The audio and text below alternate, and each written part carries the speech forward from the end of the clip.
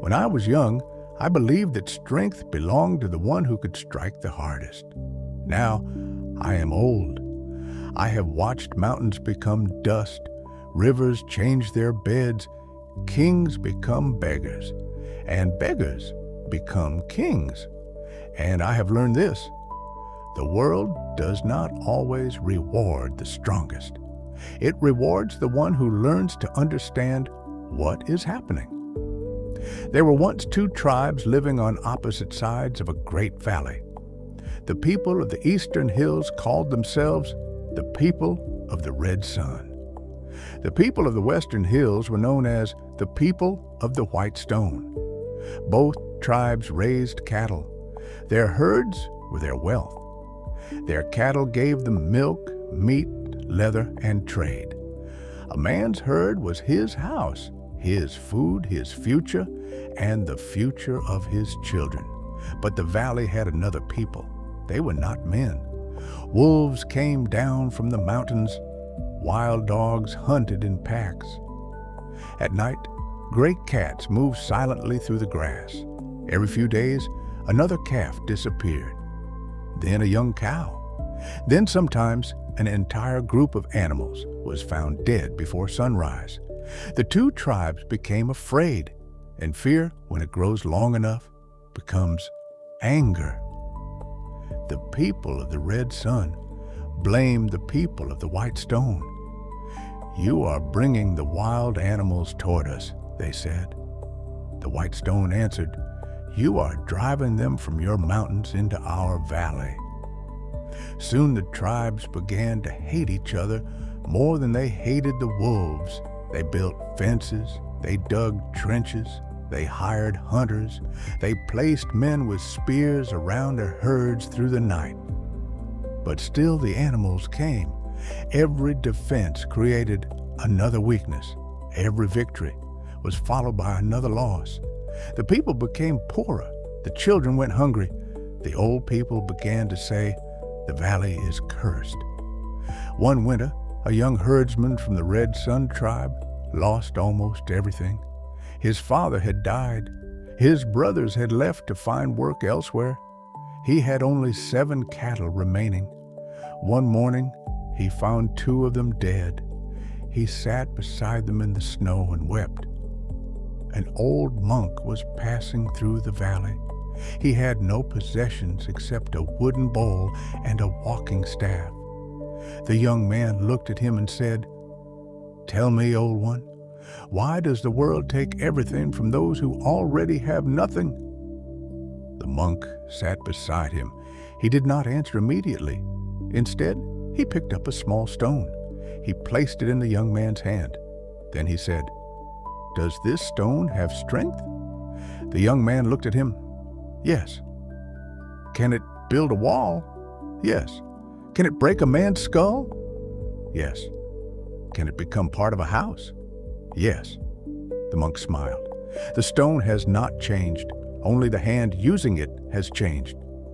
He pointed toward the mountains. "You keep asking how to destroy the wolves. Ask instead why the wolves come." The young man frowned. "They come because they are hungry." "And why are they hungry?" "Because they hunt." "That is what they do, but why here?" The young man looked toward the valley. For the first time, he began to observe.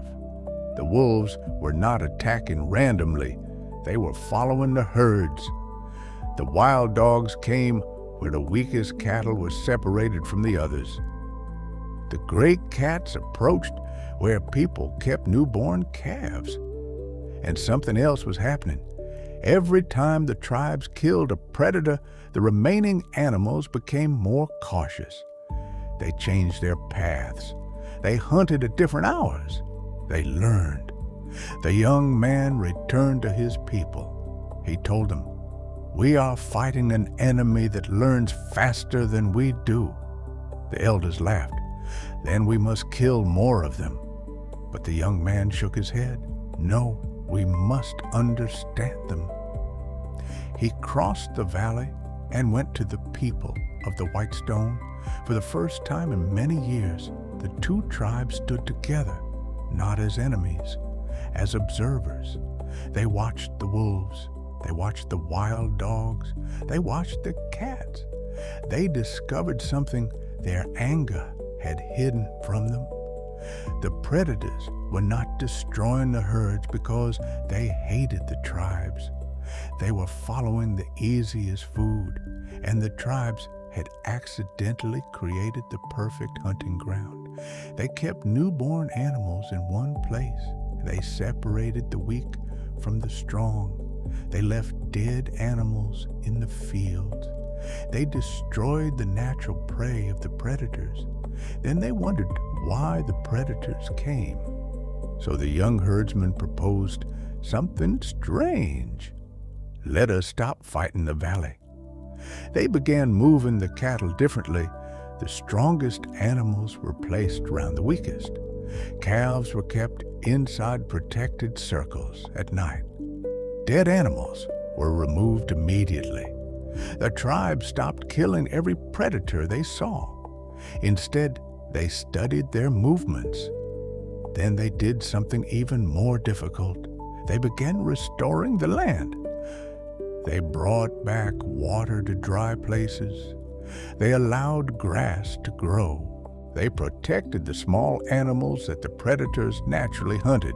Rabbits returned. Wild goats returned. Deer returned. And slowly, something extraordinary happened. The wolves began hunting the wild animals again. The cattle were attacked less often. The predators had not become weaker. The tribes had become wiser. Years passed. The valley became rich again. But the young herdsman did not stop there. He began trading with neighboring villages. He taught them what he had learned. He developed better methods of raising cattle. He learned which lands were fertile. He learned how to preserve milk, how to trade hides, how to breed stronger animals, how to protect the herds without destroying the balance of the valley. The man who once had 7 cattle eventually owned hundreds. But when people asked him how he became rich, he never said, "I worked harder than everyone." He said, "I stopped fighting what I did not understand." And this is the lesson I want you to remember.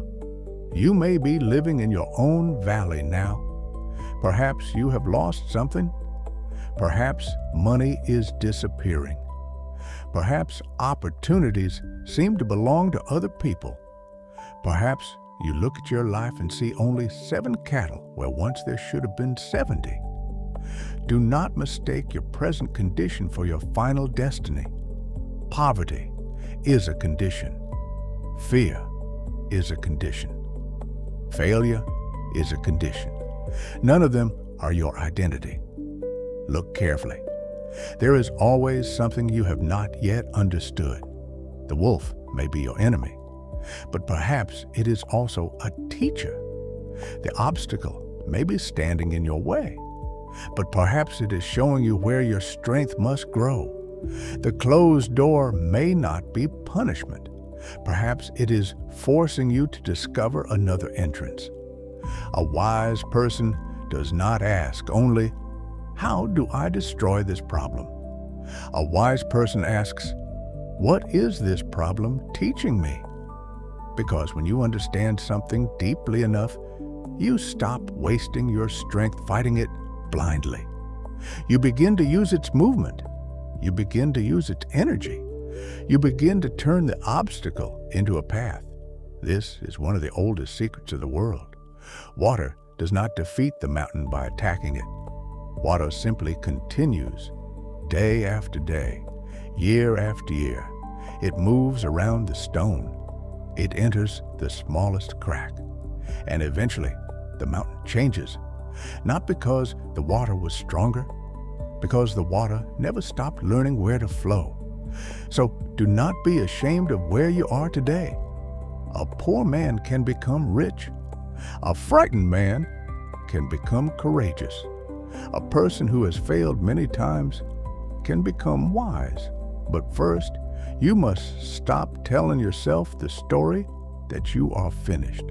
You are not finished. You are standing in the middle of your valley. There are wolves in the mountains. There are losses behind you. There is uncertainty ahead. Good. Now look, watch, listen, learn. Your first task is not to conquer the world. Your first task is to understand it. Then understand yourself. Then discover what your strength is actually capable of. And when you finally understand the force that once frightened you, do not waste it. Turn it. Guide it. Make it work for you.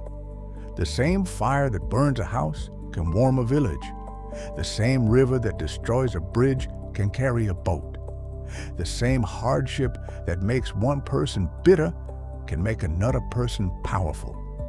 The world will not always become gentler, but you can become deeper. You can become wiser. You can become stronger.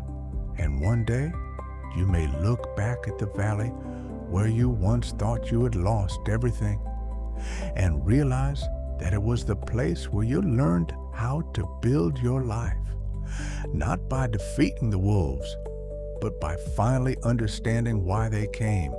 That is the beginning of wisdom, and sometimes it is also the beginning of wealth. Not only the wealth of money, the greater wealth, to know yourself, to understand a world, to see opportunity inside difficulty, and to possess a strength that no one can take away from you. Walk slowly, look deeply. Do not fear the valley. You are not here by accident. You are here to learn how to cross it.